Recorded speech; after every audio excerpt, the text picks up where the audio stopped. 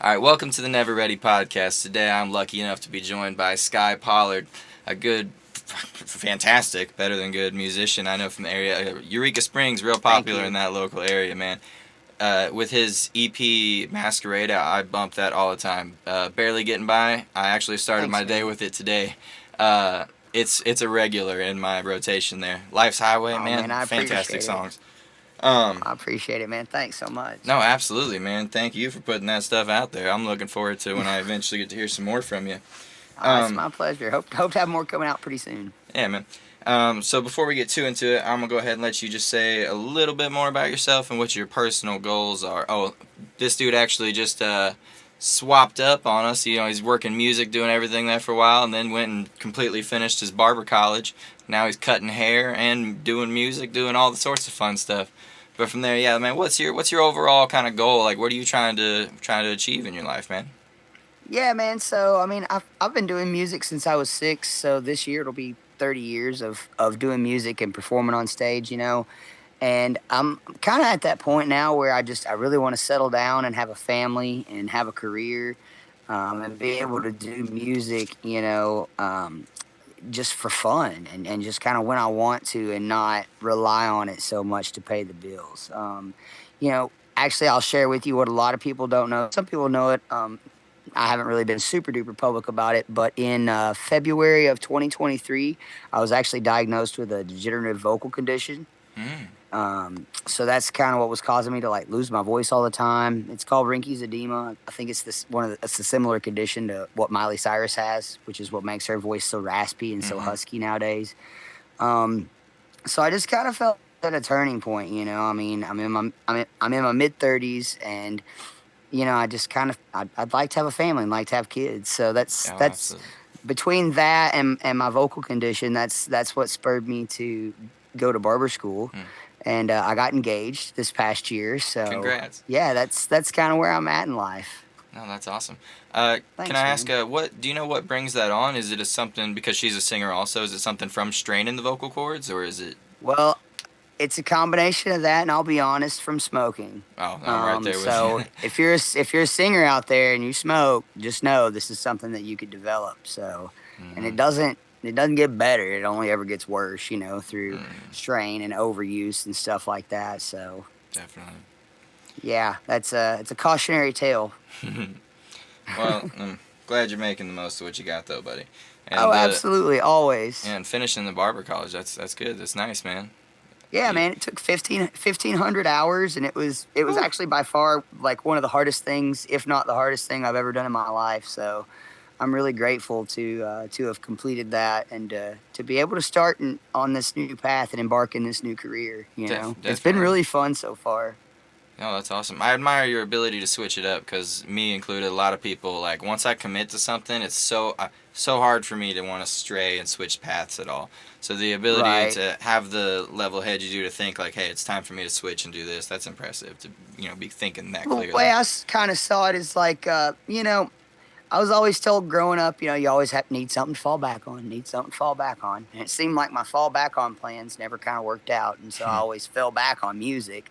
So, Mm-hmm. but the way I kind of looked at it was like, I feel like this is going to afford me the ability to play music for the long term and enjoy the longevity of being able to Mm-hmm. play music without, really just going balls to the walls all the time with it. Mm-hmm. So are you trying to push like less shows, more just like you doing your thing? Yeah, a Okay. little bit less shows. Hoping to do more studio work. We've Mm-hmm. got a studio that just opened up here in Eureka Springs, Awesome. so I'm hoping that I'm hoping to hear a lot more recorded stuff coming out of the area, and yeah, that's kind of what my goal is right now. Definitely, there's a lot of talented people over there in the Eureka area. I know we've had plenty of chats with old Gary Lawrence. He's a good guy. He's got a very unique Oh sound to him. yeah, I know oh Bear. yeah, absolutely. All Yep. Eureka Strings guys. We met them all Yeah, out at man. the Strings and Friends where I had met you actually. Yeah, But yeah, absolutely. and made a lot of good connections out there. A lot of good friends. But a lot of you guys from the Eureka area were out there. Oh yeah, man. And we actually just my fiance drew a coloring book of all the local Eureka Springs musicians, Yeah.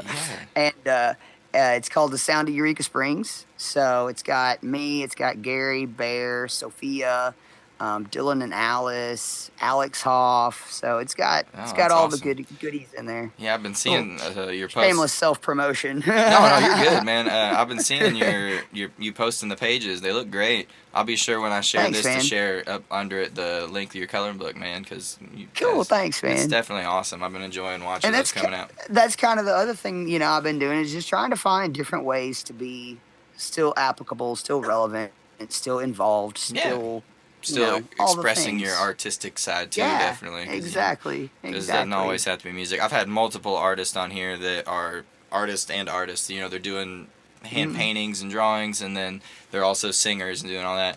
It's yeah, become a really common trope I'm seeing that, like, because even I'm yeah, a producer, make music and videos and stuff, but I love drawing and doing all that too. It seems like they go hand in right. hand. Just when you're a Well, creative, you I can't keep it really back. exactly, and I feel like barbering is an art form. To be Mhm. honest, it's kind of like sculpting or carving with hair is what I Mhm. usually say. Definitely. I went bald, or well, I'm not really bald. I just started shaving my head at 21. So it's most of my adult life here I've been doing that, but I do like shaping up the beard pretty short right now, but it's We fun. can do a straight razor shave on the top of that head too. So I Oh mean, yeah. you can still go to the barber shop and Yeah, yeah. No, I get used your, to love I mean, doing that. it's a great way for men to go and pamper themselves. And Mhm. that's one thing I've been figuring out, a lot of times, like, because we do, the shoulder massage, and whenever I do the straight razor shave, it comes with the facial massage and everything. And a lot of times guys are just like, wow, man, like, I feel like men don't receive touch from like other men very often. And a lot of times they don't, especially if they're in a relationship or what have you, other than their wife or their kids, they don't receive touch from, anybody else really. So, like, to go and allow yourself to be pampered is kind of a thing that guys used to do, Mhm. and that's kind of another reason why I got into barbering is I'd like to try to bring that back. Us guys deserve to be pampered too. Oh man, I used to go. My dad, he's the opposite of that. He goes every 2 weeks. He has it Nice. super scheduled. He's like every 2 weeks he's there the same day doing his thing. But his place, he's been Nice. going to the same place for years, and I used to go some when I'm up there with him. And they're like hot towel on the face, and they're like Yeah. just massaging the head for a while before they even start. It's Yeah. nice, man. I love a Yeah, hot that's what I towel. do too. I do the hot towel, hot lather, the full facial massage and everything. So, yeah, No, it's that's it's awesome. definitely the traditional old school experience. That's awesome. I remember before I actually even grew much of a beard, I just had peach fuzz here. I did go get a full straight razor shave just because I'm a big Sweeney Todd fan. But so I'm like, I want to. I have a couple straight razors that I'm just too nervous to ever use, and like why I always have a beard. I haven't seen what's under here since I could grow a beard, but Well, don't shave. I wouldn't suggest shaving it off if it's been that long. no. Well, as a kid, man, as a teenager, like I was always like admiring people with nice beards, and I always knew I was gonna have a beard one day. So it's like the second it came in, I just don't. This is the shortest I'll really go, and this is really short for me right Funny now. enough, same here. Yeah, second you can get it, I you're like I just knew want I'd have a beard one day. it. Man, my wife, she crochets and she talks about making herself a beard because she always says she wants a beard, and I'm like, Oh, dude. you don't. But In the it's wintertime, you kind of do, though. oh I mean, man, if I yeah, was to shave right now, my face would be so cold. yeah. I Like, shaved. I got a little we take for lazy. granted, I think, sometimes how much insulation that adds. Definitely. I got a little lazy the past like month or so and hadn't really shaved my head. But yesterday I cleaned it all up and everything. And then you walk outside, you're like, woo, woo, it's a Hmm. little cold up here.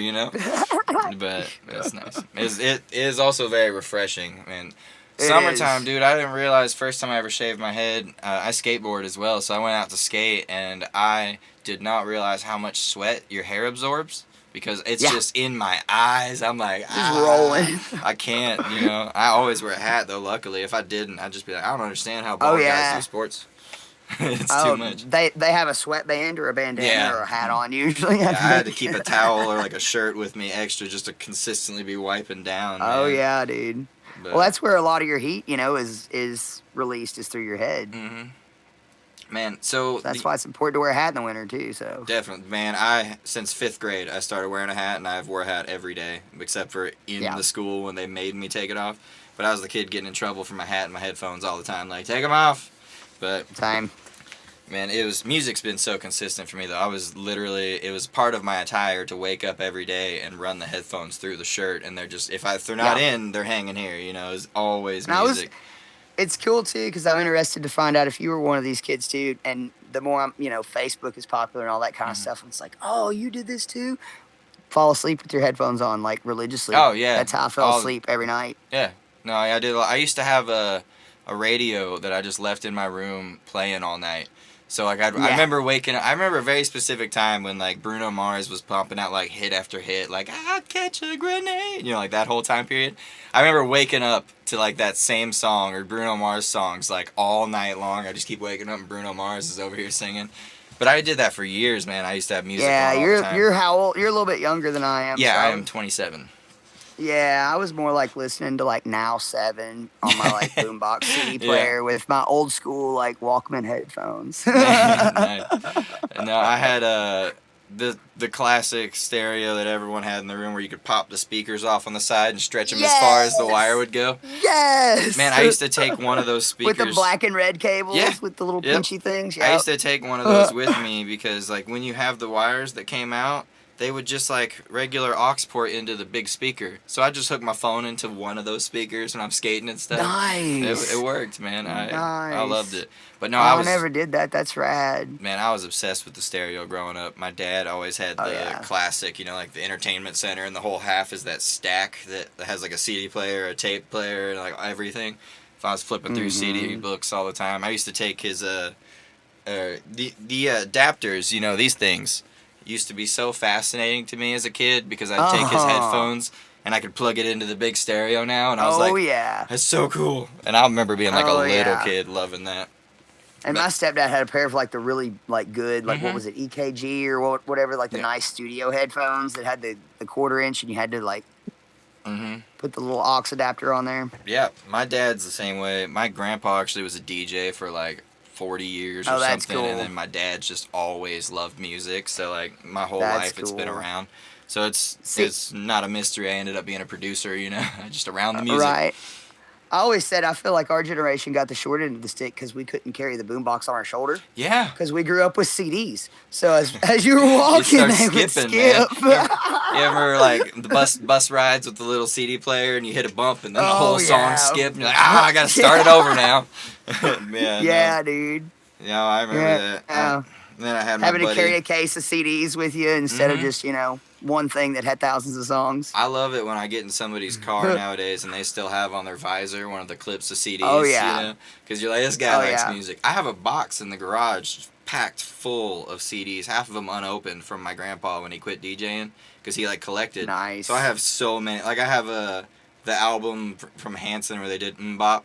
But I have it like sealed still, and I'm like, I got so many random stuff because like he just did everything. Crazy, dude. I really want to get. Crazy. I know that I can just like strip the MP3 from YouTube and like mess around with it in the studio, but I really want to get one of those old school little CD players to start sampling these old CDs I got from my grandpa. Yeah. Just because it'll feel so much cooler that like my grandpa gave me this, had it for years, and now I'm putting it in a song, like mixing it up. Bonus points if you can find one of those old school. I don't remember what the little keychain players were that had the little chips that went in them. Oh yeah, yeah. Remember those? Bonus points if you can find one of those and sample some shit from that. Yeah, if I could find like my first MP3 players, the ones that were like a USB stick. And you just like, you take the side off and it's a USB.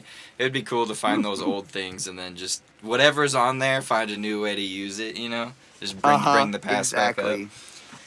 Man. Exactly. Well, that's what they're doing with vinyls nowadays. I love that vinyls are coming back. Yeah, we bought one of those briefcase record players that you're seeing like at Walmart and everywhere, And we've slowly started collecting some more records here at the house.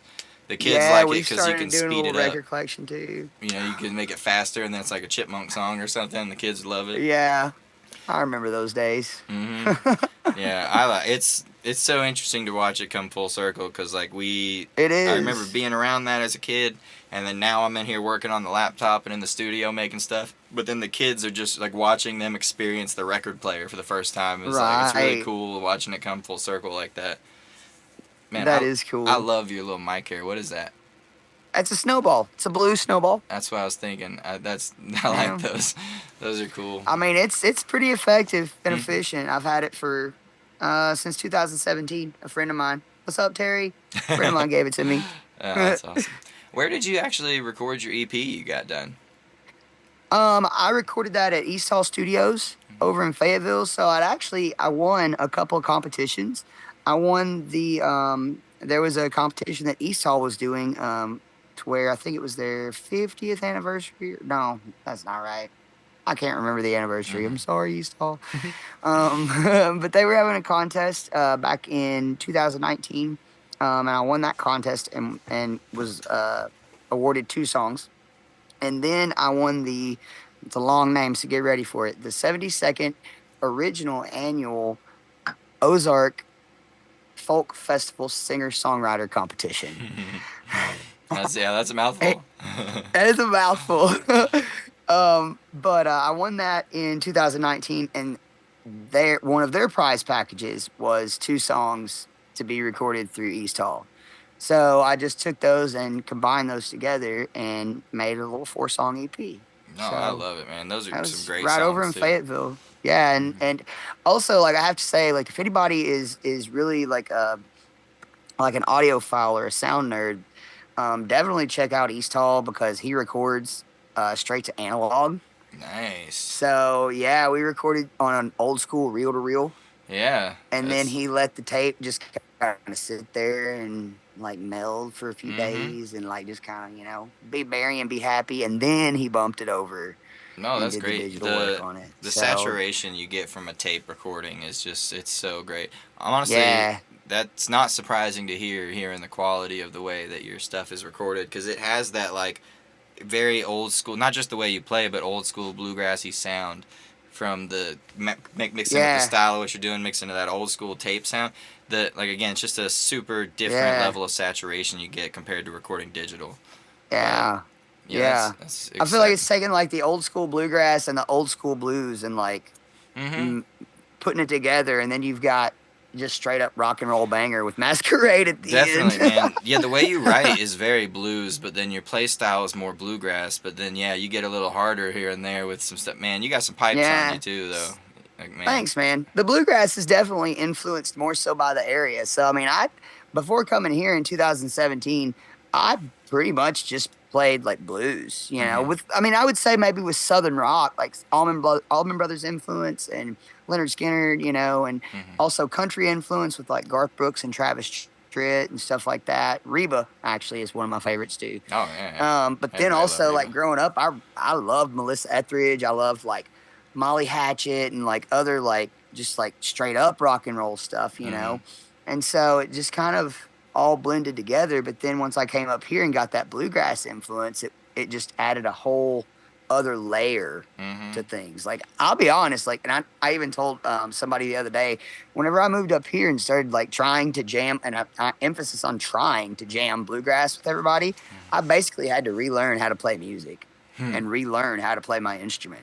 Because it was just, I wanted to be able to play music with my friends, Yeah. But it was just, I had never approached music in this way before, ever.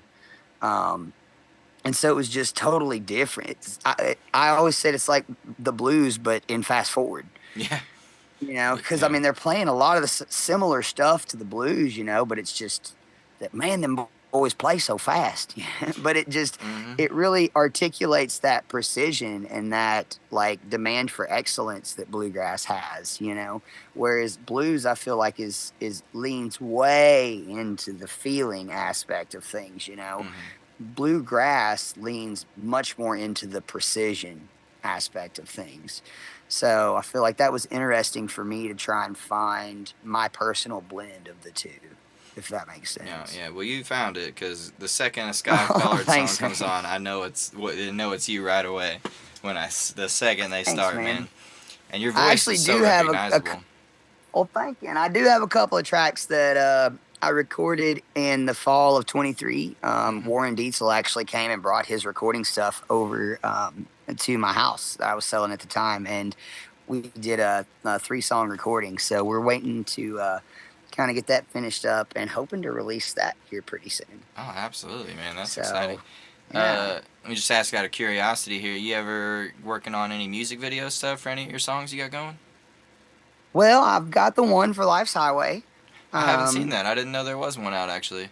Yeah, there's one for Life's Highway out it's on YouTube. Actually, it was filmed by my friends Monkey Thumb Productions out of Little Rock. Yeah. So hey, Monkey Thumb. And I really appreciate them coming up here and doing that for me. We had such a blast. It was super hot that day, so like we were definitely filming in small chunks. No, I'm gonna But have I to watch that appreciate right them after coming up this. and doing that. Yeah, man, check it out. I'm hoping to do, man.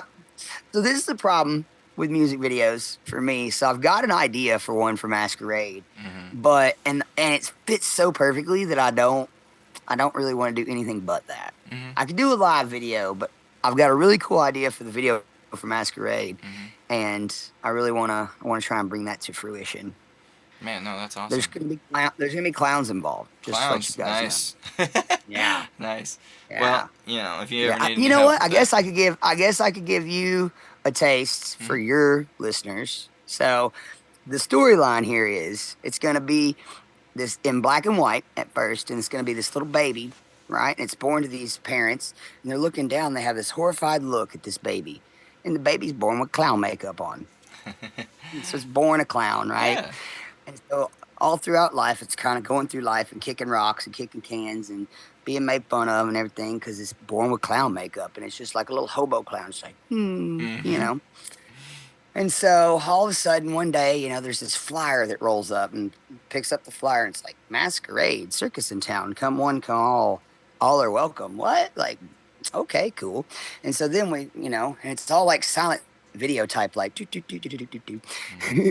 And so all of a sudden we come up to the tent, and it's all in black and white up to this point, and it's just this circus tent, no cars, no nothing, and just out in the middle of the field, and it's like, and so the little clown walks up and pops their head inside the tent, and immediately at that point it turns into like full like color, like full on like Yeah. circus inside, like our kind of party. You know Yeah. what I mean? With the lights and the everything, just full color, and everybody inside there at that point's wearing clown makeup. Yeah. So it's kind of like a little bit of a play on an ugly duckling Yeah, story. like you found your home, and the color Yeah, really exactly. really symbolizes that, Yeah, stepping into your life. yeah, No, I love it, yeah. man. And they end up being like learning to be a ringleader and learning to be like a head Hmm. clown. So like they're the leader in the freak parade. Yeah.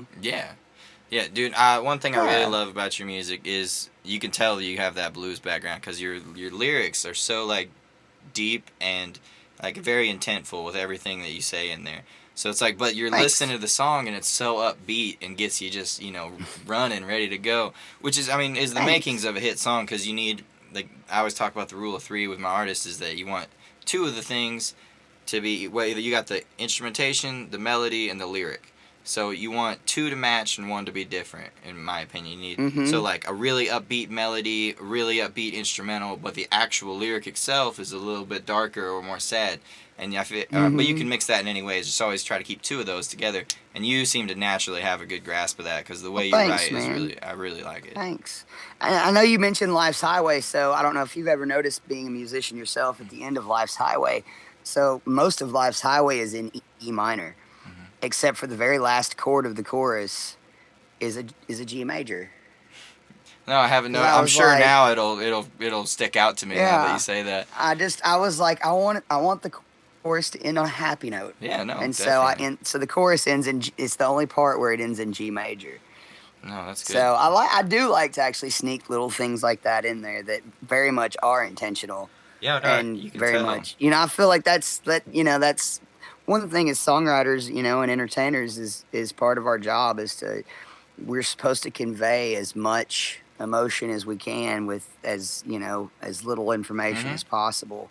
And Yeah. so those little signs and subtle cues I feel like are in are instrumental No, yeah, in dude. accomplishing that. You can definitely tell. And for anybody out there, man, Skye Pollard Masquerade EP, it's fantastic, man.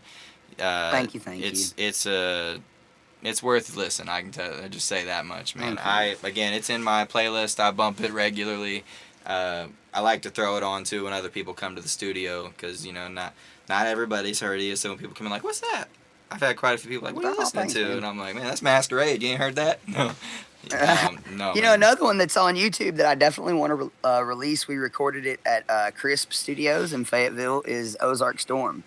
So it's not on Spotify or anywhere like that yet. But if you go bump over onto YouTube, Yeah, then you can check that out. I That's definitely with my will. band Family Holler.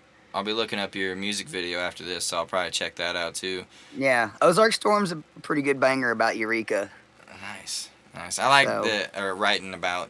I mean, there's songs, and then there's songs directly about you or your life, and then the songs where you're just telling a story. And I like that when people are able to touch on their actual situation, or like you living in Eureka, writing about Eureka. That's always that's nice what's and it's funny true. is I wish I could write just more stories. Yeah. I was just telling somebody, a couple days ago, I was like, man, it's so hard for me to write a happy song. Yeah, I do I the same write thing. so much better when I'm sad and miserable. I just Like barely getting by. I mean, that was I remember the day that I wrote that song, and I was just so huffy and puffy. I was just like, "Ugh, I don't know why they even ask you how you're doing, because they don't really want to know the truth. All they like, all you're gonna say is I'm fine. So Yeah. like, don't even ask me anymore. Don't even ask me how I'm doing, because all I'm gonna do is tell you I'm doing fine. And I was like, there's something there, And that one, honestly, that's one of those songs that just wrote itself. No, yeah, those are the good ones, man. You get out of the way and let the song come through you. And I like, yeah. You ever watch the movie Dewey Cox? Oh, wrong kid died. Yeah, wrong kid.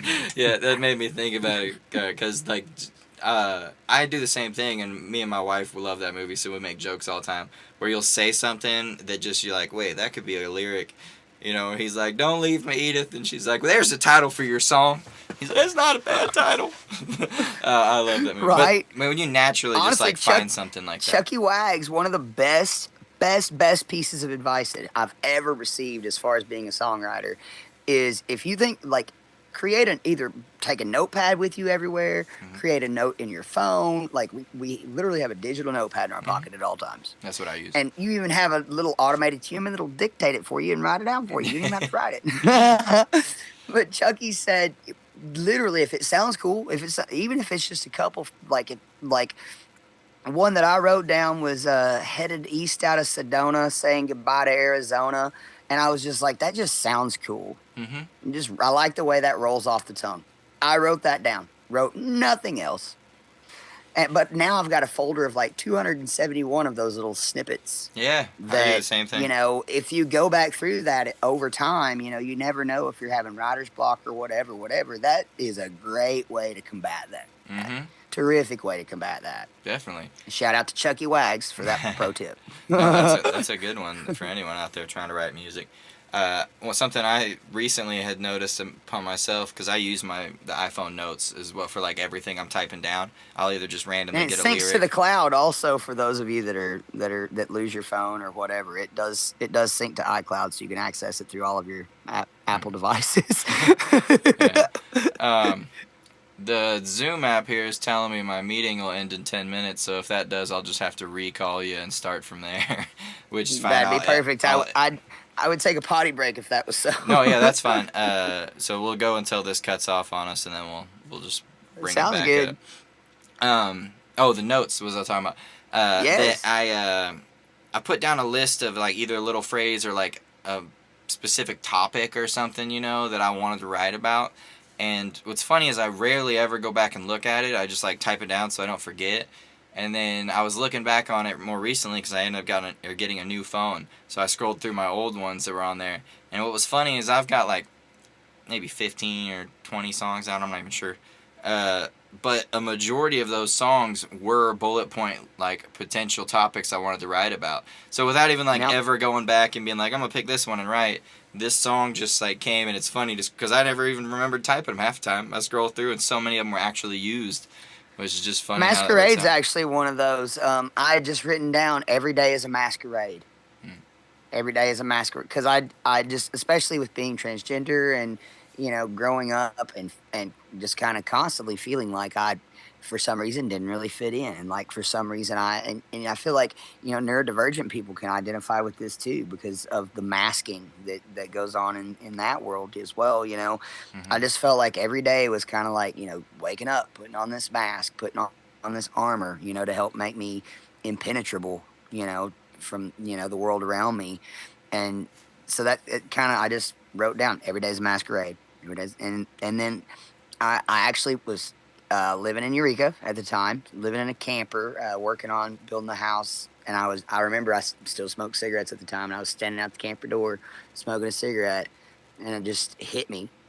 Kind of another one of those that kind of almost wrote itself. It's like every day's a masquerade. You wear a mask to hide the shame, praying nobody will see your scars. And it's like, oh, where's my notebook? Yeah, no, man, it's good. Where's my notebook? It's good. And so I feel like sometimes though, like you have to like kind of put those. It's almost like putting ingredients into a stock pot for a soup. Mm-hmm. You know, you put all these ingredients in here, and that bay leaf may not necessarily seem important, but if you let it sit there and simmer with the rest of that soup for 3 or 4 hours, or 3 or 4 months, or 3 or 4 years, and some as far as songwriting goes, you never know what amazing soup you might be coming up with.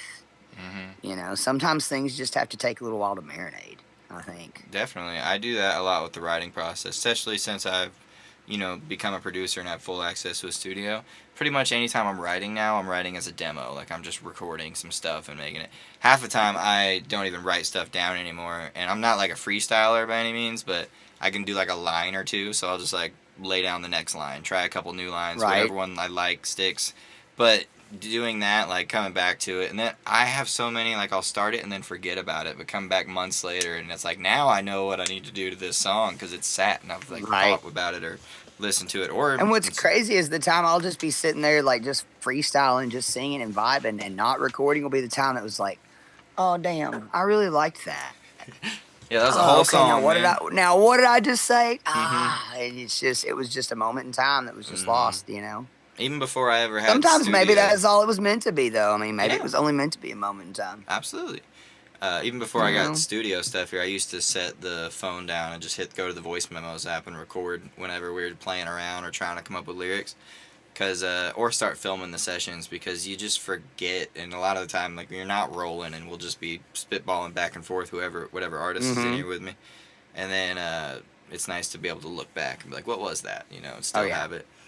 It's nice about the other podcast I do, like here and there, that's the kind of a podcast called Caught in the Moment, where we sit down and make a whole demo in the session. So the song never has to come out or anything. We just sit down, it might. Oh, that's cool, though. We sit down and come up with something. So I get artists in here and we just do something.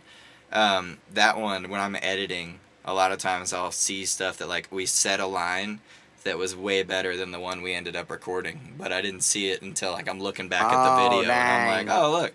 But then you can always go back and change it. But that's a little fun little experiment doing that. Yeah, it's funny if you look at the very original Barely Getting By video that I posted on Facebook. I think second verse is definitely different from the verse that I recorded.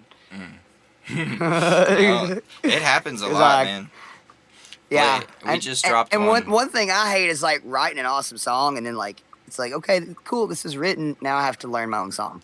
Yeah. Yeah, I do that because I write by recording half the time, and I'm not a musician. I mean, I am, but I'm not trying to be a musician. Like, I'm a producer, so any of my songs that come out are solely just for the fun of making a song.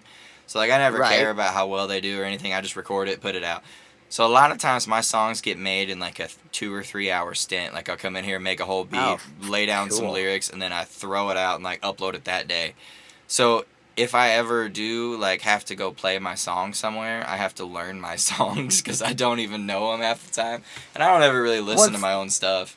What's super fun is being on stage with a band and like you have to vamp that first intro part, and it's like turn around. Hey, what's the first lines again? And they have to tell me the first lines of mine. I've been working one-on-one with Blade Law since we started. We started as partners doing all this, and I was at every one of his shows for like the first year and a half or 2 years. So he looked to me and like right up in the front so many times and be like, what's my line? Or what's the start? It like you're the living whiteboard that gets held literally, up. Literally, it happens. Yeah, I used to run. So do we want to... so we've got 3.5 minutes left. Do we want to like pause and take a potty break real quick? Yeah. Hello. Hello. We have returned. It's funny for us. It's like this whole little moment. For them, it's gonna be like that. I know. Probably just cut it there with That's a what's snap, perfect. and then just bam, we're back. Hello. Hi. Anyways, so you clearly are somebody who's very driven between doing your music, with going to barber college, and now you're even running like a screen printing thing with your fiance, right? Yeah. You know, that's awesome. I don't know if we'd call it driven or just severe ADD. Well, you didn't take the normal path. You didn't go like, I'm gonna get the 9 to No. 5. I'm gonna take the safe route. You were somebody who definitely committed to yourself. Like, I'm gonna do some stuff. You know. Let's be honest. I kind of tried to take the normal path, but I didn't really do. It didn't really work so well. Wasn't cut out for you. So I went to a 4-year college, but I ended up going there for like 5 or 6 years. Oh. What were you going for? Oh, well, let's see. I was a biology major. I was a physical education major. I was a deaf studies education major. I was an early elementary education major. I was a music major. I was a theater major. I actually failed musicianship and theory twice. Nice. Yeah. Look Go at figure. you now. Yeah. Yeah. So just to let you guys know, you can still be a musician and not be able to do musicianship or theory. It just, for some reason, it was just way over my head. Yeah. I mean, I was doing the stuff, you know, like I could do it, but I couldn't understand why the circle of fifths is the circle of fifths. It's just. Yeah. See, know, I'm E getting minor is better the relative about minor of G, and I don't know why. I'm getting better about it myself, consistently trying to learn more music theory. Me too. But I'm at the point where I wish I had learned it then when I was paying for it. That would have been cool. Yeah, yeah, that'd have been nice. See, yeah, I'm doing good about learning like what goes together, you know, and making sure everything fits. But it's which I consider the final step of understanding anything. Once you understand why it works the way it does, everything else gets so easy. So it's like I'm getting real close, I feel like, to understand, at least on piano. Like, I started out on guitar, but I've been learning piano for piano, studio. I feel like actually really helps a lot because like everything is just laid all just right out in front of you, just in a straight line. Whereas, you know, with guitar, you got to jump strings and like all that kind of stuff. Yeah, piano, simplifying right there. the fact that there is really only 12 notes in all of music, you know, and once you understand that, it makes the big picture so much smaller. Well, you're like, understand all of our music, once you get into like Western music and like Indian music and stuff, they have those they have more than 12 notes. They got new things, all sorts of sounds. Like with the sitar and stuff, like it's they have like, I don't know how to describe it, but they have more than 12 notes in other parts of the world. I can't necessarily hear them, but I almost wonder if that's because my ear is just so attuned to our music that, and it's probably Eastern music, and I think I said Western. But, you know, geography was never my strong suit. As we just said, you bounced around a lot, all right? Geology major wasn't one of those. No, geography was... notice it wasn't history ever either, so... Man, you ought to twist it a little and just start telling people you went to college for this, like in a good way. Like, yeah, I went to college for this and this, and then, you know? Yeah. And then finally, who'd have thunk it? I went to barber school and I finally got my piece of paper, you know? Oh, yeah. It took me 35 years. But no, it fits. Sometimes, it's a creative. you know, and also, like, I will say, too, like, I kind of grew up, you know, I graduated high school in 2007, and at that point in time, like, I feel like that's why recently we've had to start encouraging people, like, hey, we need and value tradesmen.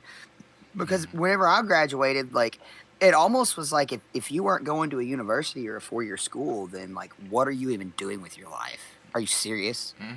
You know, and then I watched friends of mine who went to work as linemen or plumbers, or like I have a friend that worked on the big oil rigs and the big boats down in New Orleans and down in the Gulf and stuff like that, and the offshore stuff, and like, I mean, they were doing really well. And I'm like, man, I can't throw a dart at this dartboard of majors and find one that I really want to do, or one that really works. So I just, you know, I feel like kind of at that point in time, like, had it been encouraged a little bit more to pursue a trade school, I might not have felt quite as much pressure, you know, to go to a 4-year university when I didn't, to be honest, have a clue what I wanted to do. I didn't have a Yeah. clue. I Had no idea. I decided pretty early in my school career that I wasn't going to go to college. And I remember when I actually decided, it was when I had learned from my psychology and sociology teacher that the part of your brain that makes long-term decisions isn't even fully developed until you're about 24, 25. So I was sitting here like, I'm going to go into debt. Not even like my brain, I'm still a child. My brain does not know what I want to do. So I just decided pretty early, like, and it was probably like freshman year, I was like, I'm just not going to go to college.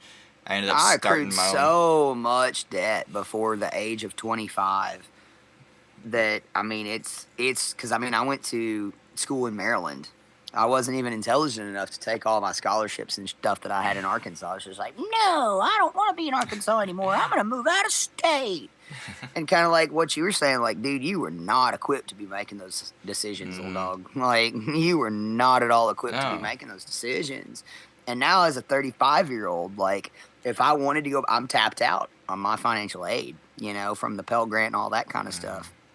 And so, even if I wanted to pursue like a teaching degree, like there's a degree that you can go and pursue to become a teacher in one of the barber schools, you know, I wouldn't be able to do that and apply for federal financial aid because I'm tapped out because of the mistakes that I made as a young adult, you know. And that's just from really just, I was a first-time college student in my family, you know. None of my family members had ever been to college before, and I really just, you know, just it was ignorance, to be honest, you know, on my part for sure, and not having that actual guidance of like, yo, dude, like, I know they're gonna say that they're gonna give you $5,000 a semester, but you're gonna have to pay part of that back, homie.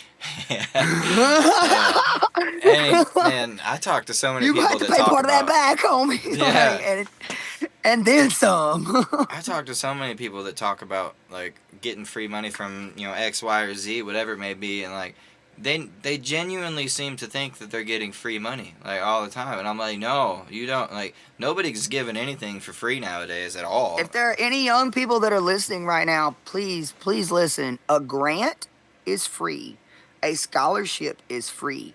A loan is not free. No. A loan is something you have to pay back, and with interest. Yeah, a loan and that you do 26% interest or what? There you go, brother. A loan you do not own.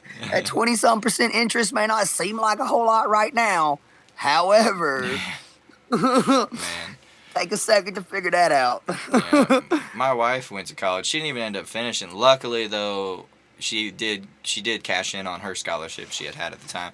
But she did the same thing. She was like biology major for a while, and then I think she switched and then ended up just leaving because she would have definitely done the exact same thing you did, where she's like this major, this major, this major, this major, and then probably wouldn't even have stuck to it. I'll be honest. I was a rebellious, ignorant teenager. That's the truth of it. I was a rebellious, ignorant teenager. I wanted to get as far away from home as I could possibly get. I didn't give a shit about those scholarships. I didn't care about the whatever. I'll figure it out. I'll get whatever, you know. And then now looking back, I'm just like, oh, dude. Ooh. Like, oh, buddy, that hurts. you know, but it's just, but I feel like that's kind of par for the course, you know.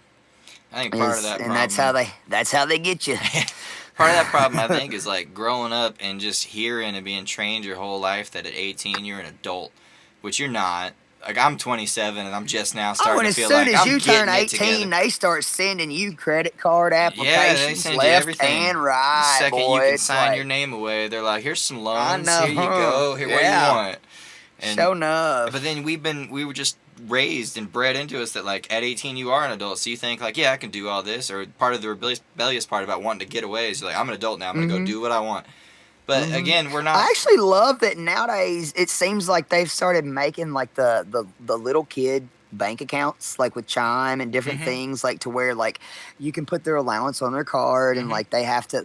It seems like that kind of thing has gotten more popular with our generation, and I think that's a very, very good thing. Teaching the youth proper money management and understanding how accounts and all that stuff work. That it's not I think just that's a very, very good thing. Definitely. Yep. Definitely. Because I mean, it's not just getting your allowance, but we're moving over into a digital society. And Mm-hmm. for me, as a neurodivergent person, like, boy, that plastic swipes so easy. Mm-hmm. The plastic swipes so I'll hold easy. on to cash so much Versus longer. if Yeah. you have a stack of cash, it's easier to Yeah. look at. And so I feel like it's not just teaching kids money management, it's teaching them digital money management. Yeah. Like No, when it's you definitely swipe that different. piece of plastic, that means something and that has an impact on your virtual stack of cash. Mm-hmm. It's kind of like, dude, I mean, how many of us were video game players and like you can see your little XP points and your little Mm-hmm. cash and your little purse up there, your rupees if you're a Zelda fan. You Yeah. can see that. And if you want X, Y, or Z in the game, you have to save up for that. Mm-hmm. It's almost like reprogramming our brains to remember, like, life's just a video game, dude. We're just Yeah. collecting rupees. I Our use that rupees just analogy so so happen to be the much American dollar, with so many of my artists that I'm working with, because I'm definitely like a producer, not just like an engineer. Like I'm trying to affect the song. I talk about a lot about Yeah. with my artists that I care so much less about any project that we're actually working on, more so than I care about what kind of person this is. Or like if I want people to feel good about coming and working with me, like we're getting some stuff Right. out. Like music can be therapy, but like we're getting some stuff Well, and also going. feel good about, like, have the listener feel good about what Hmm. they're Definitely. digesting. You want to be very on there. But I use that analogy a lot about how life's a video game for like a lot of my Mm-hmm. like coaching and when I'm working with Mm-hmm. artists and people about how, like you really have to think about your career and everything this way. Like we're in the beginning stages now. You just started the game. You're not ready to jump into like a big quest. So you're like, I'm gonna go do some XP stuff. I'm gonna grow. I'm gonna figure And it there's out. I'm some side learning. missions that are worth it. Yeah. There are some side missions that are, you end up being like, oh, I Mm. really did not need this, like, useless bottle of potion or whatever, Yeah. Literally. Literally. whatever. I Some of everything. those side missions are not, and so that's where like your discernment Hmm. comes in, of discerning, is this worth my time? Is this worth my energy? Is this worth my, and that's Hmm. going back to barber school with me, I felt like, because I feel like, because I had never, other than like clipping my dogs, which is actually like, I had two little Yorkies at the time, and that's like, I used to cut their hair, and I was like, I can cut hair. I can do this. Like, Yeah. yeah. So, but that's kind of what got me interested into it originally. But then I was like, what do I think of when I think of like the modern barber? Like, they look cool. They dress fly usually. Like, always got like nice shoes, and Yeah. nice hats, and like they look cool. Like they're so like the cosmetology barber, industry is, I feel like, kind of like hand in hand with the fashion industry. They're kind of Oh yeah, definitely. expected to be the front runners of style. I was like, I mean, I like to dress cool. But then the other thing is, I was like, it's also, it's a form of art. It's, you're carving out of hair. Okay, this is something I think I could do. This Hmm. is something I think I could do. But like being able to just, like, it took me forever to learn how to just palm my comb and not set my comb down while keeping my shears in my hand, and like, Yeah. you know what I mean? Like Little stuff. Yeah. just the little stuff. It took me forever because I didn't have any experience whatsoever. And I'm coming into barber school at 34 years old, and I've got these 19-year-olds that are my classmates that they've been cutting hair since they were in the ninth grade in their garage. I mean, and they can do a bald fade that's got this blurry blend and it's just pristine. And I'm like, how do you turn these clippers on again? Yeah, Yeah. basically, Yeah. But dude, it's just, you. I don't know. You're never too old to learn, and Hmm. as long as you put in the patience and the effort, and as long as you're like, okay, this is what I'm gonna do, and as long as you just put your mind to it, you may not be ready, but you're never ready. No. So you might as. And actually, I had looked at barber school for a couple of years. And my loans actually at one point in time were in default. And so I feel like that almost added that little bit of like, tell me my loans are in default. Tell you what, I'm gonna go to barber school. Hmm. It added that. It gave me that. It gave me something to be ornery about. Oh yeah. you know. Oh yeah. Yeah. So I You feel need like that. when the universe pushes back at you, it's just giving you something to be a little ornery about. To Yeah. make sure, like, do you still want this, or are you gonna give up? Yeah. Back to the video game thing. Because the That's your universe first always challenge. pushes back. Yeah. Exactly. The universe always pushes back. So Definitely. is this something you really want, or are you just going to, cower down and give up? Yeah, I think So at if first, when I went and talked to them, that my loans were in default, mhm. and I had to get them out of default in order to be able to go to school. And so once I finally got there, it was like, fuck yeah, I'm here. And then it felt like literally like Iliad's, like the Odyssey or Mhm. whatever. And it was just like trial, trial, trial, trial, trial. I went through 1, 2, 3 vehicles trying to go through school, trying to go back and forth to school to Tawnytown every day. Right. And eventually, a couple of friends of mine, John and Carrie, shout out to you guys. They loaned me their vehicle graciously so I could finish out the last couple of months. But at one point during me going to school, I spent a couple weeks living in my homie's van. Like, it was just every single thing that could have possibly happened. Mm. Everything. And for me, it just, now that I'm finished with it, and especially considering, I didn't finish college before, and I felt this kind of like this weight of like, I don't know, it's just, I felt like in the back of my mind, especially since I was tapped out on my financial aid, like, dude, if you don't do this now, this is it. This is your last shot to really like feel like you're accomplishing something, not just in kind of like what you were talking about, how you're not programmed to think about your, Mhm. future self until you reach a certain age. Like this is not just your moment to capture this and to achieve this for you. This is your moment to achieve this for the children you haven't even conceived yet, Mhm. for the family you haven't even created yet. Like this is it. This is your moment to create that foundation. And if you, even though you don't think you're ready, you don't feel like you're ready, you're gonna have to do it. Mhm. And it doesn't matter what pops up, and it doesn't matter what happens. It doesn't matter what adversity that you face. Obviously, this is gonna be the hardest thing you've ever done. So you're gonna just have to do it. Mhm. You know. And there's ways that I made it harder on myself. Don't let me get you wrong. Yeah, I There's think we ways I all do made it that harder on sometimes. myself. Yeah, I'm guilty of you that know, myself.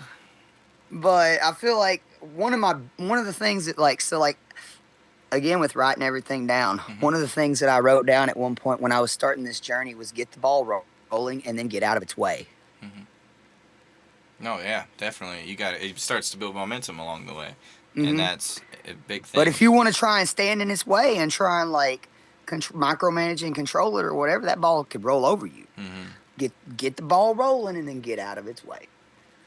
No, You yeah, I love know. that, man. We talked quite a bit about it already at this point, but just to finalize and gloss over what my first question really was, which is what was or life like for you before you made the choice of like I'm gonna commit to myself, whatever it is that you wanted to do at the time. Man, so I feel like actually it's kind of like a stair step of committing to myself throughout my life.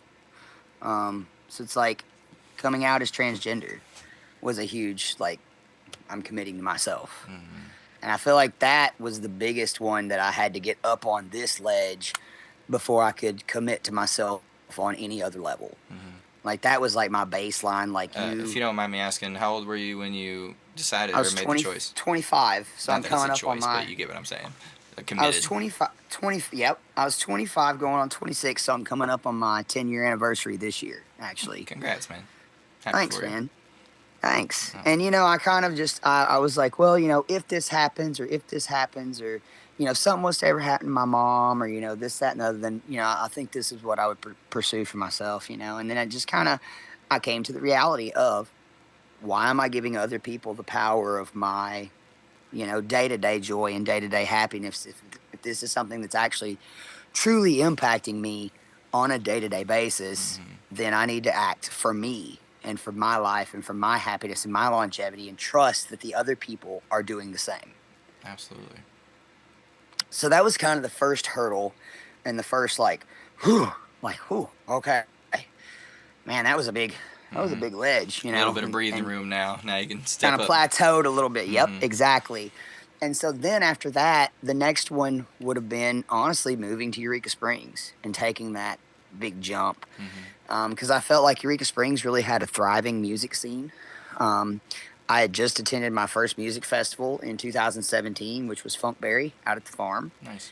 And I just, honestly, at that point in time, I was about ready to give up music and like not take a step away from music and kind of like do music light like I'm doing right now. I Mm-hmm. mean, at that point in time, I was about ready to just quit doing music. Mm. I just lost my zest for it. I'd lost that fire and I'd lost that passion. And so then when I went to Funkberry, I was like, oh my God, there are people that actually still live for music and like truly live for music. And then I went to Homegrown that same year. I went to like 8 festivals my first year. That's awesome. Funny And enough, the only one I've ever been to was Strings and Friends, and that was like a baby little thing. Yeah, oh, my dude, you wife's got to go been to so Hillberry many. for sure. I know my wife's You like got to a go to festival Hillberry head. for sure. Yeah, I definitely need to get out there. Hillberry's like an Ozark Mountain Music Festival that we just had this past weekend. It's that's like my favorite festival of the year because it all takes place like in Basin Park Hotel, and it's so unique because of Oh, that. that's awesome. So like I fell in hard and heavy my first year. I went to like 7 or 8, but I went to Homegrown and I got to hang out with the Scorchers and John Henry and Chris Cravella and Patrick Calloway and Shyla and the boys from Arkansas and just so many different influential people. And I was like so nervous and so timid that I could barely even remember how to play my instrument. But that's the first time I really sat down and jammed with them and sang with everybody. And everybody was so kind and so welcoming and so just everything, that I was like, okay, all right. And Patrick Calloway, actually, upright bass player, he gave me a very, if it was the nicest stern talking to I've ever gotten. And he's, man, do not put this down. Do not quit doing music. You need to relight that fire. Whatever you have to do, to throw some kindling on there. He's like, I don't care what you got to do. Throw pine needles on it, but relight that fire, because you're not done quite yet. And so I did. And that's when I got to play Hillberry, and I've gotten to experience so many awesome, moments on stage with so many different great musicians that, I never would have thought possible, and it's all been just because of just taking a plunge, and just being like, okay, all right, I guess this is what we're doing, even though you may feel like you're never ready. Yeah, absolutely, man. No, I love that. That's honestly it pretty similar to the way a lot of the artists that do commit their stories kind of go. I feel like every one of us has hit that point where you just about give it up. You just about be like, and then there's something. It's always different for every person. There's something that kind of pulls us back to music. I don't think being a musical person like we are, that we'll ever be fully able to step away from it. There'll be some element of it that'll bring you back. You do set it down, and then a new instrument you've never played catches your eye, and you're like, you know what, let me try that for a minute. Something. Exactly. There's always something. So that's like whenever I, kind of took a little bit of a step back from singing, I started playing drums for Mountain Alice. And I found out that I really, really enjoy playing drums. Nice. And I can just kind of be the cool, drummer sitting back there, smiling and vibing and singing some harmonies every now and then. But, the sole focus is not on me. No, that's awesome. So I didn't know you played drums, I feel like, me neither. Although I always wanted to. Yeah. And so I asked for, when I was a kid, I asked for a set of drums out of the JCPenney catalog. Nice. Beg for several years. And so Mom got them, and then I'll be danged if I played them too much, and so she took them back. And so ever since then, I was like, I'm gonna be a drummer someday, I promise. I love messing around on the drums. Nowadays, we have a couple E-kits here at the studio, so I'll mess around on those. But I remember the first time I ever got to sit down in the drum kit, thinking like, this is gonna be all right. I've always had rhythm. I play guitar, I do all this, and I sing and everything. So I was like, just awful right away. And I was like, oh god. So stepped away from that. Nowadays I can play on it a little bit, but I love a drum pad. I'm over here on my my keys and my pad all the time. Man, rudiments are actually like, I know that rudiments are kind of like the scales for drummers, but rudiments really do help you figure out. It's like you have to separate the left and right side of your brain. Yeah. Because you're having to like move all of your appendages, and sometimes this one is moving different from this one, which is moving different from the this feet one, which are is what moving messed different me from up this more, one. honestly. Uh-huh. I could probably have been a hell of a snare drummer, like if I joined marching band in school, because like I could sit here and do cadences with the sticks on the table or on the snare there all day and do all sorts of different cadences. But it's See, that's the cool the thing about playing with bluegrass band is that's pretty much all I play is like snare drum with brushes yeah, and with a little yeah, hi hat and a little bit of uh ride huh. crash thrown in for good Yeah, as measure. long as you can kick and hi hat, you're good, man. A little bit of snare. Man, yeah, I barely touch the other stuff now when I do. Every once in a while, it's like, I'll roll. But the roll, funny enough, is like the easiest part. Oh, looks like my headphones died. Let me switch out headphones real Okay, quick. you're good, buddy. Hello. Oh, still coming through there. Let's see. Nothing makes me feel older like trying to operate technology nowadays. Dude, it's my job, and I still can't hardly do it. Holy crap. Alright. I used to be pretty dadgum good at technology, but man, I feel like my brain has stayed when I was good, it stayed at that level. correct. I Absolutely. People ask me all the time if I can help them with their computer stuff because like they know I run a studio, and I'm like, I have no idea about any of your computer stuff. Oh no, dude, no, not at all. I can barely get an iPad to turn on. Yeah, they took away the home button. Now I don't know what I'm doing. Exactly. I was used to what it was before. Why'd you change it? Yeah, they always got to mess up a good thing. Always, man. So my next question would be, which you also kind of talked about a little bit, is what kind of changed for you to keep you committed to what you were doing? Which I know you talked about your buddy sitting you down talking to you a little bit, the old bass player, but anything more personal that kept you like, just has made you decide that no matter Honestly, what. just like it's all I know how to do as far as music goes. Like I said, I've been on stage and been singing since I was 6, and so for me, it's kind of like I don't know how to not, if that makes sense. No, yeah, definitely. Like I feel like it's kind of, I don't want to say different being a singer because I don't want to discredit anything at all, but it's slightly different, and I feel like harmonica players can probably really like empathize with what I'm saying. When you can just carry your instrument around with you, like Gary Lawrence with his whistle. When you can just carry that instrument around with you 24/7 everywhere you go, I just feel like it adds a different level of intimacy to that bond that you have with that instrument. So for me, like in the mornings, I'll wake up, and chances are there's a song in my head. I'm singing it, while I'm in the shower. I'm singing, and anytime growing up, like they used to call me the human jukebox when I was in school because I was constantly just singing all the time. And for me, it's kind of like experiencing the joy that I got to experience with everybody just jamming together and feeling like the encouragement from everybody, and just like, oh man, like you know what you're doing, just close your eyes and just play. I can still see Chris Cravella saying that, like just close your eyes and play, man. You know what you're doing, and just that level of love and just genuinely like, hey man, like who gives a shit if we're making money right now? Like this is where it's at. Being able to play together, like just sitting around a campfire at 2 o'clock in the morning and just playing for fun with those arrangements and instrumentation and playing with people that you wouldn't normally get a chance to play with, that to me is like magic. Yeah. And so that kind of led me to like seeing a different side of music that I had never experienced before.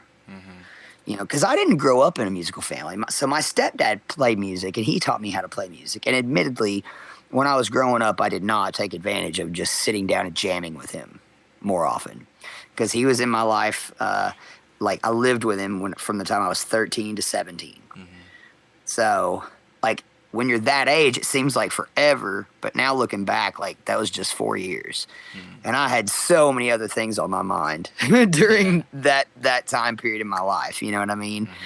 But I didn't grow up with, like, family members that jammed, uncles and all that kind of stuff. And nobody really that I went to school with played music.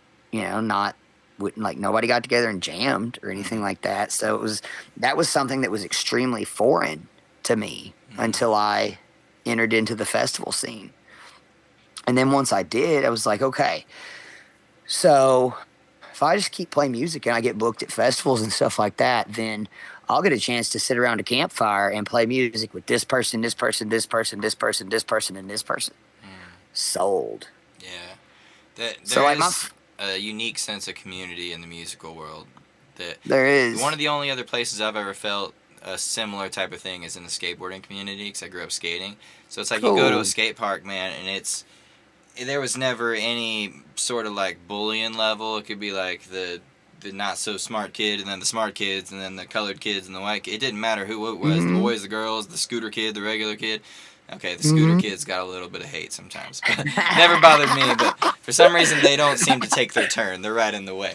But no, there was just always such a good, like, when someone showed up and pulled out a skateboard, we were like, what's up? You ready to skate? What do you want to do? Right. And it's that same kind of vibe when you show up with musicians, man. If someone pulls out, another instrument, someone's playing or guitar and singing, someone walks over with their harmonica, especially at music festivals too, because like, don't get me wrong, I've definitely rolled up on musicians and stuff before and had it be like, no, not so much. No, we don't know you.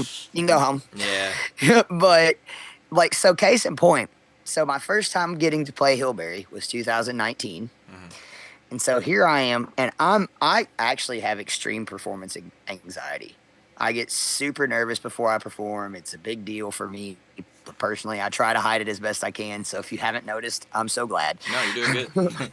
But I get extreme performance anxiety. And so here I am, nervous little me, pretty fresh to the scene, pretty fresh to the community. I'd only been there about, year and a half or so. And so I'm changing my strings on my guitar backstage, all nervous and everything. And my nut on my guitar comes off while I'm changing my strings. I'm just like panic stricken, right? So a friend of mine, Rhiannon Bolin, at the time she was married to Chris Cravella, which is banjo player for Chucky Wags. So she comes up on a golf cart, out at the farm, and she's delivering water. And I'm just like in a panic backstage. And she barely knows me at this point in time. Barely. Just barely. And so she's like, hey, boo-boo, what's wrong? And I was like, I broke my guitar. I'm about to play in like an hour, or whatever. And so she's like, yo, I got you. I'm going to go get you a guitar to play, and I'll be right back. And so I love you, Rhiannon. But at the time, I was like, great. She's going to come back with some, like, halfway working, like, not even have a plug-in, like, some like Walmart first act guitar, like, here you go. No offense, she gonna come back with some wook shit. Like, cause I mean, we didn't really know each other at that point in time, right? I'm like, she's gonna come back with some wook shit. So she comes back and she's like, here, this will do you just fine. And I'm like, where did you get this? And she said, Chucky Wags. And I'm just like, oh. So at the time, I hadn't even met Chucky yet. I'd heard it. I'd for sure heard his music and was a complete fangirl.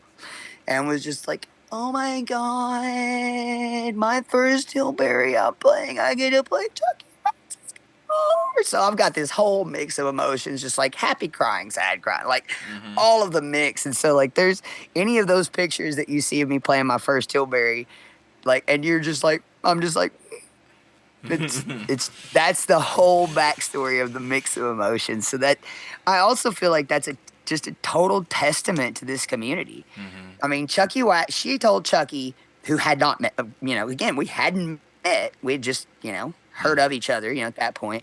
She told him, like, yo, dude, his guitar is broken. He's having an emotional breakdown. Backstage. He needs a guitar. And Chucky's like, here, take mine. No, that's great. So it's just a trust and a love and a devotion that I really truly had never experienced before. And it was straight from Jump Street. I was very blessed to have found the right musical family, and to have found my, my chosen family that that I was supposed to find, you know. You guys still seem very tight. And music did it, man. We are very much so. Yeah. But also, you know, if you're the new guy in town and you've got a song to sing, well, come on over. We don't bite. Yeah.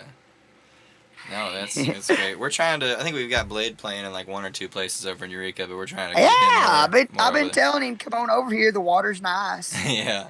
Yeah, he likes it out there a lot. It's a nice little area though. It is. It's crazy driving through there though. It's such a bizarre little. Everything's compact and you're on. Oh yeah, we don't have any straight roads. No. There's no straight roads.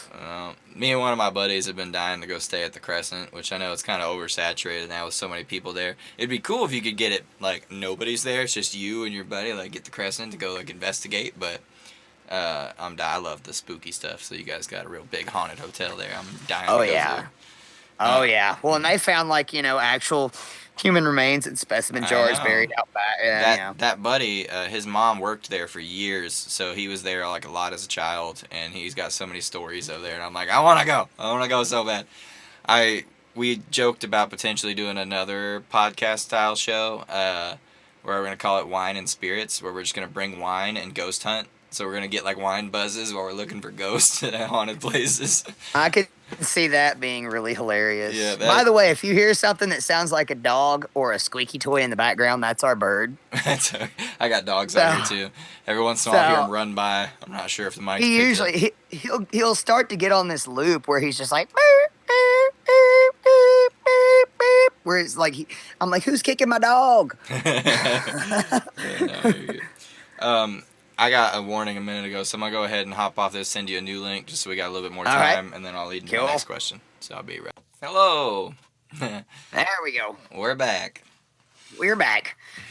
Those little breaks would be perfect for... This podcast is brought to you by a word from our commercial sponsors. I just need to clip you saying that, and every time I have to cut one of my podcasts, splice you back in. Like, this. All right, so my next question would be, what... you probably have a pretty broad answer to this, considering that you are trans and everything. What has really changed for you in your life since you've made the choice to commit to yourself and just... with whatever that is, not just music, like whether it was becoming or committing to trans, committing to music, committing to your barber stuff, even, fiance now. I feel like the overarching thing... is actually overcoming uncertainty. Like that is the number one thing that no matter what you're about to embark on, whether it's a new job, whether you're getting ready to try to have children, a new relationship, whether you're questioning, is this the right person for me? Should I propose? Should I not? Whether you're, facing taking a step back from something that you love to pursue something that you really have no idea anything about, but that you really in your hardest of hearts feel like this is something that I could do and enjoy and provide for a family and be able to actually enjoy my time with my family and not just work myself to death. Because that's the other thing too for me. Like, I'm just going to be sorry. I'm just going to be honest. You can cuss as much as you want. I'm just going to be honest. I don't like to work. I don't like working. And I feel like that's kind of something that the older generation kind of holds against us. Is like, well, I started working when I was 18. I worked Monday to Friday from sun up to sundown, and I walked uphill both ways in the snow. Okay, well, that's awesome, dude. I'm like, more power to you. I'm happy that you were able to do that and provide for your family in that way. But did you enjoy it? Did that enrich your life? Did you do you feel like it has added longevity to your life? Okay, so I would like to try to, in writing the manuscript for my life, write one that I don't have to do that. I don't want to do that. I don't want to have to do that. I don't want to have to, and this is no offense to nobody that does these things. I don't want to have to work graveyard shift in a factory. Some people enjoy it. Some people actually thrive in that environment. Some people are like, dude, give it to me. Let me go in there when I don't have to worry about a whole bunch of people and do the thing. But that's not that's not what I enjoy. So that was for me kind of the thing of like, and kind of even still being able to do music. Like, how can I try to write a formula for my life so that I can still do this thing that I enjoy doing, but not depend on it to pay my bills, and also still have something that's not necessarily a Monday to Friday 9 to 5, something where I could still be flexible and this, that, and the other, you know. And I think that's kind of the thing, like, and I don't want to sound privileged at all by any means. I don't, but I do to some extent feel like everybody has the ability to write your own story in the way that you want to. It may take you, depending on your circumstances, it may take you a lot more effort. It may take you a lot more work, but you're gonna be. It's kind of like renting an apartment versus paying a mortgage on a house. You're gonna be paying that money no matter what. So at least if you're paying a mortgage on a house, you're paying towards something that you're gonna own one day, not just putting money into somebody else's pocket. And that's kind of the same thing with our investment of our time and our energy. Invest your time. If you're already going to have to be working hard, if you're already going to be barely getting by, if you're already going to be fighting to make ends meet, then you might as well try to formulate a plan so that you're doing that for yourself. Absolutely. That's exactly how I look And at it. because I feel like that's the only way that we're going to rewrite this paradigm and rewrite this situation that we've all found ourselves in, so that we don't find ourselves bitter at the next generation of going, yeah, well, I had all these ideas and I had all this drive and this motivation, but it was shot down and killed by the previous generation because they just told me I just had to work, work, work, work, work.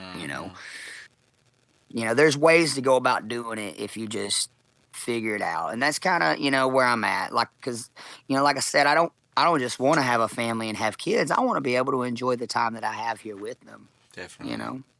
I think about that a lot because I very much look forward to when I am ready to have kids. But I want them to be surrounded by parents that are happy, not parents that are miserable and gone all the time. Right. Because like I was running my own. I did the trades. I was running my own flooring and tile company. I was building showers and all that fun stuff for years, making hella money.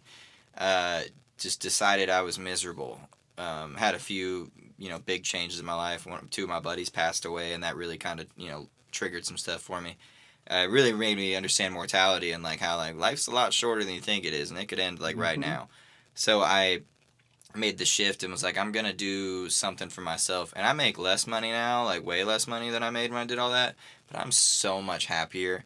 I spend so much more time with my wife. I get to it's rare for my dogs when they haven't seen me in a couple hours. They're like, where you been? Like it's great to be around that all the time. Well, that's kind of where I was like doing the bartender, like musician lifestyle, which means I'm like sleeping all day and then like, let's be honest, partying all night, staying up until 2 o'clock in the morning, and that, man, that was hard to not do that, and to feel like I was missing out, but then at the same time, like, don't get me wrong, I love my friend group, and now, like, I love going to the occasional thing, but it was like, okay, what are you going to be doing? You're going to be going to the same fire pit, sitting with the same homies, not necessarily sharing the same stories or hearing the same songs, but you know what I mean. Like, it's not like this is the last time that you're ever going to see these people. Now, I will say there was one night that I was going to school that Paul Cawthon came into town. And Paul Cawthon was out jamming with everybody, and I was like, I can't go because I got to go to school. I do wish I'd gone to that one. There's a few opportunities. I do wish I'd gone to that one. Been there. That was one I wish I'd gone to. But for the most part, it was just FOMO, fear of missing out. And just like being used to being able to go to every single thing and have every single experience. But that's the other thing about like taking the plunge and doing that kind of thing is it takes sacrifice. Definitely. It takes sacrifice. But if you're not willing to sacrifice something for what you want, then you don't really want it. Yeah, well said. Very well said. It's a whole different level of commitment to life. Like I told my wife when we got together, this was long before we were engaged, just when we first got together, that like Like, I love you. I will give you anything in life, but I cannot.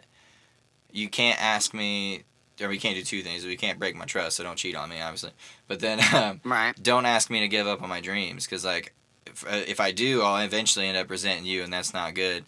But I made her very clear, or made it very clear that like, I'm gonna struggle through my 20s. Like, I'm not gonna have all the stuff, and we definitely get the FOMO. Like, my younger brother and her, funny enough, my younger brother and her younger sister met through us and are now married. So we're Oh, that's cool. siblings married to You're like siblings. double. Yeah, You're our kids will be double double in-laws? cousins. That's great. No, yeah, but That's some so, Arkansas shit if I'd ever heard right, it right there. right.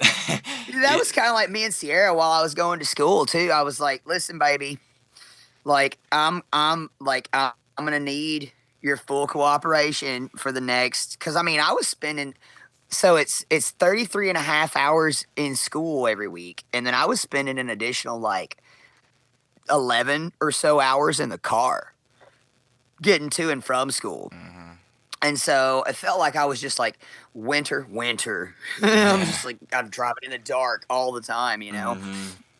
But that was kind of one of those things. It was like, man, if you can bear with me and you can hang in there for this little period of time, I promise you it's going to get better. Now, granted, I will say that's also part of taking the plunge is I feel like now we're like, okay, we made it through this little tiny, we're on like a little bit of a plateau, but it's kind of more like a ledge and we have to keep climbing Mhm. because there's bears down there.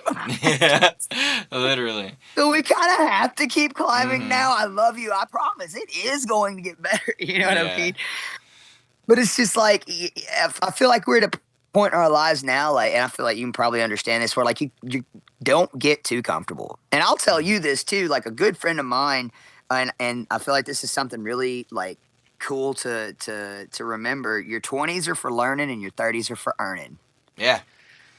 No, So learn everything that you can in your 20s, so that when you hit your 30s, you can hit the ground running. yeah. And it took me 5 years to figure out what homie meant by that. So No, it was a recent interview of I want to say Denzel Washington, and he said something, but he added to that. He said the same phrase that your 20s are for learning, your 30s are for earning, and then everything past that is for returning, like for giving that knowledge out back. And really liked that. That sat well with me. But I yeah. like that too, man. Because I mean, so I've got a mentor now. I'm working at the Bear and Barber downtown in downtown Eureka, and Bear has really taken me under his wing and provided a mentorship that I number one didn't know that I was going to need once I got out of school, Mhm. but also now don't know what I would do without. Straight Mhm. up. And he's like, well, somebody did it for me when I was young and first coming out of barber school. And, I've been looking for the right person, and I feel like now's the time, and I feel like it's only right for me to do this for you. That's But great. if I had just jumped into somewhere straight out of school, like, man, I would have been putting out some way less than mediocre haircuts thinking I was doing a great job. Yeah. And it's just because, like, especially coming right out of school, like, I was so eager, and just Mhm. like, how do you think you're doing? Oh, dude, my haircuts are an 8. I got a piece of paper that says I'm a master barber. What you talking about, dog? I just finished. Like, what's Yeah. up? And then he's like, okay, I love you, honey, but because he's like a 6'5", like, Mhm. put you in your place kind of homie. Yeah. And so he's like, I love you, honey, but just because your piece of paper says you're a master barber, you're not a barber. Yeah. You graduated barber college. You still have some things that you really need to learn about working in a barbershop, especially a traditional barbershop. Mm. So, had he not saw my eagerness, saw the confidence that I innately have, whether it was warranted at the time or not necessarily. Mhm. And it's kind of an interesting process of like, okay, boo boo, I see you and I see your little 8, and we're going to let you cut a few heads and let you show yourself that you're not an 8. And then it was just like, oh, yeah, that hair, can you help me? Yeah. Or he didn't let me sink, but he kind of just Yeah. reminded me that I needed to, you know what I Yeah. mean? And so it kind of like not necessarily broke that confidence down, but it made me get real with myself real quick. That's You know what I mean? It made me get real with myself, real with my abilities. Mentors are a really great tool. They Straight can up. really help you to kind of take the ego cap off, because we all have our own little Yeah. ego things there. And that's exactly what it was. Yeah. Yeah, it's exactly what it was. I was like, man, I done graduated barber college, Yeah, well, you but gonna that tell was me the I didn't one just thing they learn, also teach you. you know? Right. Yeah. That's the one thing they teach you though too, is like, remember to come out of here and be coachable. So, as soon as he said those things, it took me being like, okay, cool, and being receptive of that, and like, all right, show me. So it's like you have to be sometimes in life knocked down a little bit in order to be built back up stronger. Absolutely. You know what I mean? Yeah, definitely. No, that's well said, man. All right, so really my final thing I do on every one of these episodes is I would like you to directly talk to the listener at this point, and I want the whole point here is I'm bringing people stories from people doing exceptional things with their life to potentially help them feel a little less like they're never ready. So what would you say to somebody who is caught in that position of never feeling like they're ready to commit to just themselves, whatever it is they want to do? I guess first off, I would, because like my first thought whenever you said doing exceptional things is that I was like, oh, whatever, I'm not doing anything that exceptional. But maybe that's part of the message all in itself. Is like, even if you don't necessarily feel like you're doing something exceptional, if your instinct and your intuition is telling you to do something, at least investigate that. And kind of lean into that and listen to that and see, is it okay. One good thing that I heard recently is if you have a thought and it starts with what if, that's an intrusive statement. Throw it out of your brain. I like that. Oh, well, what if I this? What if I that? That's an intrusive statement. We're not listening to those. Okay. Let's get back to facts and data. Okay. Just like with me switching to barbering. Can I afford to go to barber school? Thank God by the skin of my teeth I could. Okay. Is there money to be made in barbering? Yes, there is. Can you be easily replaced by a robot? Sad to think that we have to ask that question nowadays, but no, I don't feel like I could be easily replaced by a robot cutting hair. So you whatever your categories are for determining that, go through that, and as soon as that what if statement comes in, nope, throw it out. Okay. Yeah. And so once you've kind of gone through that, like, understand that what you feel like you're doing may not feel extraordinary at the time. Like, I'm just going to school to learn to cut hair. But so here's the other kicker that I've learned about being in the barbershop. A lot of times, like, there's several elderly gentlemen that come in, and they sit there and they linger after they've had their hair cut. And they tell you the story about, well, my wife died 6 months ago, and I'm just really trying to kind of get back out there. And yeah, they may tell you the same story 3 or 4 times, but you may be the only like real genuine conversation that these fellers get to sit down and have. Just kind of like what we were saying before about how men are not programmed to receive love and receive physical touch. Like, even just getting a shoulder massage or whatever, it's kind of like their first instinct is to tense up. And it's kind of one of those things, like, it may not feel extraordinary at the time, but you don't ever realize, just like that one person that's having the worst day of their life and you give them a genuine smile, like, it may feel extraordinary to that person, even though to you it just felt like a smile. It just felt like a little shoulder massage. There was a feller that came in the other day that was, we have a rehab facility in town. He's a feller from the rehab facility. We gave him a fade and a beard trim, and he was just like, oh man, that just looks like a whole new man right there. That just, wow.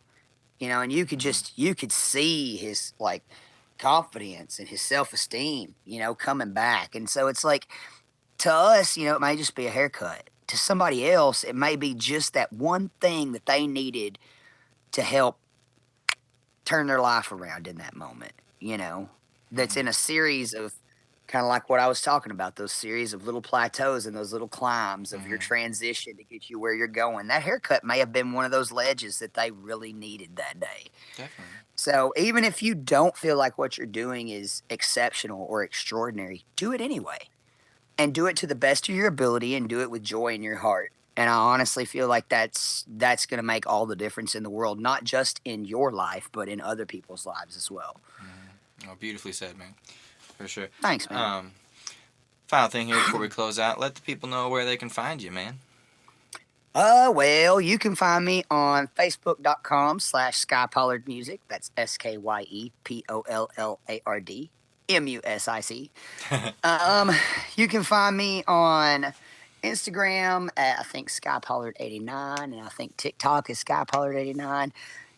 Honestly, Skye Pollard's pretty unique. If you Google it or put it on Spotify or any of the other places you can stream or find music, you'll probably find at least some variation of me. So, yeah, and if they're real and big also fans, just if you, for those of you who are curious, if you want to hear a song that is pre-transition, if you'll check out "Down This Broken Road" on Spotify, that one is pre-transition. yeah, I've heard that. I didn't believe it at first because I saw you at the Strings and Friends, and then Blade had told me that you were trans, and I was like, what? No, I recorded that when I was about 20 or 21 years old. Yeah, I've listened to it a good couple times. I think it's on my list too, actually. But good stuff, man. Thanks. Yeah. Yeah, and then where are you cutting hair at? In case these people really want to get to know you. I'm cutting hair in downtown Eureka Springs at the Bear and Barber at 34. I think it's North Main. Oh, it's right across the street from Packers. Yeah. Yeah, nice.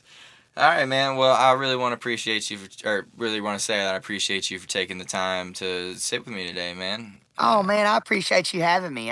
This has been fun. It's my first time doing a podcast, so it's been a blast. This is my first over Zoom one. Actually, I got a few more scheduled, but I had to I had to cancel one because I had to work out the kinks. It won't record the audio when I FaceTime this or when I screen record this. So I have you plugged into my entire studio right now recording so that I can record through. Yeah. Rad. But yeah, man. Well, anyways, man, I really appreciate you, man, and I hope you have a great rest of your day, buddy. Oh, thanks. You too, man. Yeah, hit me up Good anytime, talking to man. you. Will do, brother. Later, bud.